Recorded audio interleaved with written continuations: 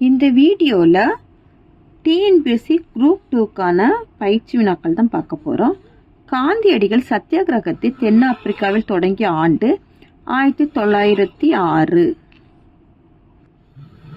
1906ஆம் ஆண்டு வ.உ. சிதம்பரனார் ஆங்கிலேயருக்கு எதிராக தொடங்கிய நிறுவனம் என்ன அப்படின்னா சுதேசிய கப்பல் நிறுவனம். மா.பொ. சிவஞானம் பிறந்த ஆண்டு ஜூன் 26, 1906. மா.பொ. சிவஞானி என்று அழைத்தவர் யார்னா சரபையர்.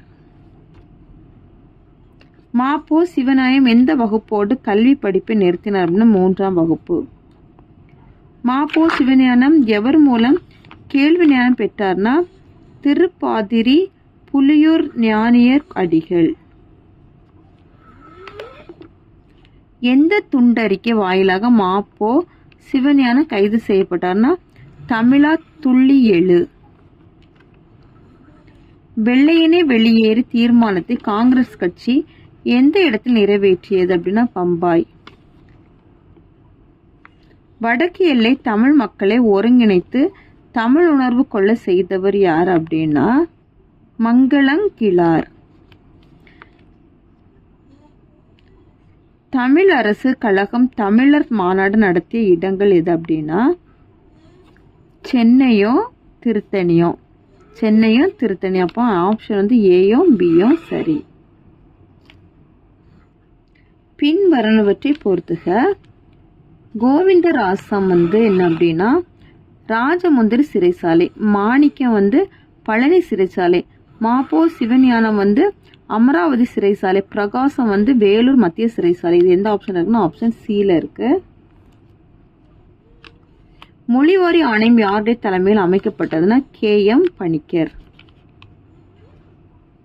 எந்த ஆணையத்தின் மூலம் திருத்தணி வரையில் உள்ள தமிழ் நிலங்கள் மீட்கப்பட்டன அப்படின்னா பாடஸ்கர் ஆணையம். மொழிவாரி மாநிலங்கள் பிரிக்கப்படும் போது தமிழகத்தின் முதல்வராக இருந்தவர் ராஜாஜி.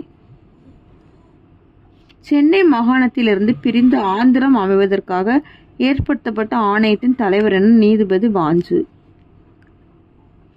இளங்கோ தந்த சிலம்பு தமிழகத்தின் பொது சொத்து என கூறியவர் யாருன்னா சிலம்பு செல்வர் மாப்போசி. ஆந்திர அரசின் தலைநகரம் ஆந்திர எல்லைக்குள்ளே அமையும் என்று உறுதி அளித்தவர் நேரு. மா.பொ. சிவஞானம் தெற்கெல்லை பகுதிகளே திருவிதாங்கூர் முடியாட்சியிலிருந்து மீட்க போராடிய ஆண்டு 1953 1954. கன்னியாகுமரி மாவட்டம் தமிழ்நாட்டுடன் இணைந்த ஆண்டு 1956 நவம்பர் 1. பசல் அலி ஆணையத்தின் பரிந்துரை வெளியான நாள் என்ன அப்படின்னா 1955 அக்டோபர் 10. தமிழகத்தின் வடக்கெல்லை வேங்கட மலையாகவும் தெற்கெல்லை குமரியாகவும் குறிப்பிடுகின்ற நூல்கள் எது அப்படின்னா புறநானூறும் சிலப்பதிகாரமும். ஆன்சர் வந்து ஏயும் பியும். எந்த நூலுக்கான மா.பொ.சி. சாகித்ய அகாதமி விருது பெற்றார் அப்படின்னா வள்ளலார் கண்ட ஒருமைப்பாடு. என் போராட்டம் என்ற நூல் யாருடைய வரலாற்றை கூறுகிறதுனா மா.பொ.சி. தமிழகத்தின் பட்டித்தொட்டி எங்கும் சிலப்பதிகார மாநாடுகளை நடத்தியவர் மா.பொ.சி. தலையை கொடுத்தேனும் தலைநகரை காப்போம் என்று முழங்கியவர் என மா.பொ.சி. கன்னியமிகு என்னும் அடைமொழியால் அழைக்கப்படும் தலைவர் யார் அப்படின்னா காயிதே மில்லத். காயிதே மில்லத்தை இந்திய விடுதலையின் மீது திசை திருப்பிய போராட்டம் ஒத்துழையாமை இயக்கம். காயிதே மில்லத் எனும் அரபு சொல்லுக்கு டான்ஸ் என்ற பெயர்னா சமுதாய வழிகாட்டி. காயிதே மில்லத்தின் இயற்பெயர் முகமது இஸ்மாயில். இந்திய அரசியலமைப்பு உருவாக்க குழு உறுப்பினராக பணியாற்றியவர் காயிதே மில்லத். பின்வரவற்றை பொறுத்துக. ஜமால் முகமது கல்லூரி வந்து திருச்சி. பருக் கல்லூரி வந்து கேரளா. அமெரிக்கன் கல்லூரி மதுரை. ராணிமேரி கல்லூரி சென்னை. இது எந்த ஆப்ஷன்ல இருக்குன்னா ஆப்ஷன் பி. இந்தியாவுக்கும் சீனாவுக்கும் இடையே எந்த ஆண்டு போர் மூண்டதுன்னா 1962. தமிழ் மொழியை நாட்டின் ஆட்சி மொழியாக அறிவிக்க வேண்டும் என்று கூறியவர் காயிதே மில்லத். சரியான கூற்றை தேர்ந்தெடு.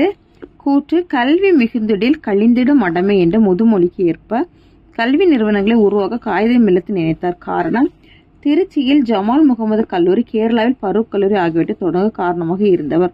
கூற்று மற்றும் காரணம் சரி.